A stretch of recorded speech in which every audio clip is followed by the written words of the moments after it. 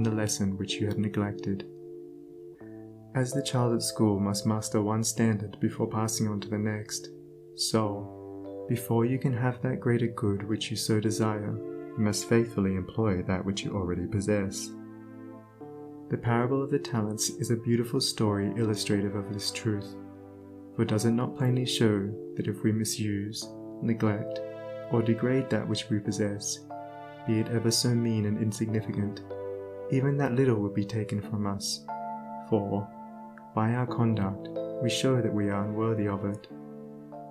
Perhaps you are living in a small cottage, and are surrounded by unhealthy and vicious influences.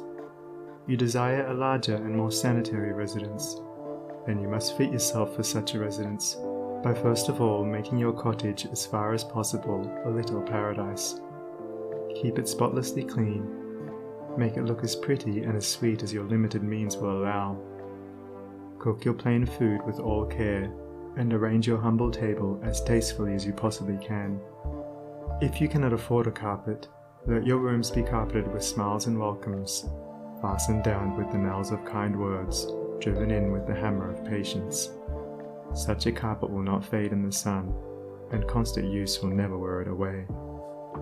By so ennobling your present surroundings, you will rise above them, and above the need of them, and at the right time you will pass on into the better house and surroundings, which have all along been waiting for you, and which you have fitted yourself to occupy. Perhaps you desire more time for thought and effort, and feel that your hours of labor are too hard and long. Then see to it that you are utilizing to the fullest possible extent what little spare time you have. It is useless to desire more time if you are already wasting what little you have, for you would only grow more indolent and indifferent. Even poverty and lack of time and leisure are not the evils that you imagine they are, and if they hinder you in your progress, it is because you have clothed them in your own weaknesses, and the evil that you see in them is really in yourself.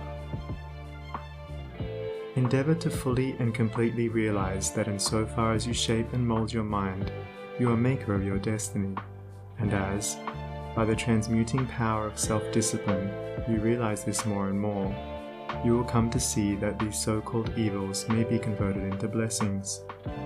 You will then utilize your poverty for the cultivation of patience, hope and courage, and your lack of time in the gaining of promptness of action and decision of mind, by seizing the precious moments as they present themselves for your acceptance. As in the rankest soil the most beautiful flowers are grown, so in the dark soil of poverty the choicest flowers of humanity have developed and bloomed. Where there are difficulties to cope with, and unsatisfactory conditions to overcome, there virtue most flourishes and manifests its glory. It may be that you are in the employ of a tyrannous master or mistress, and you feel that you are harshly treated. Look upon this also as necessary to your training. Return your employer's unkindness with gentleness and forgiveness. Practice unceasingly patience and self-control. Turn the disadvantage to account by utilizing it for the gaining of mental and spiritual strength, and by your silent example and influence, you will thus be teaching your employer, will be helping him to grow ashamed of his conduct, and will, at the same time, be lifting yourself up to that height of spiritual attainment by which you will be enabled to step into new and more congenial surroundings at the time when they are presented to you.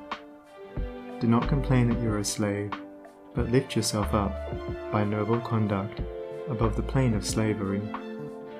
Before complaining that you are a slave to another, be sure that you are not a slave to self.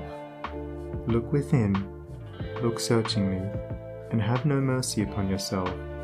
You will find there, perchance, slavish thoughts, slavish desires, and in your daily life and conduct, slavish habits.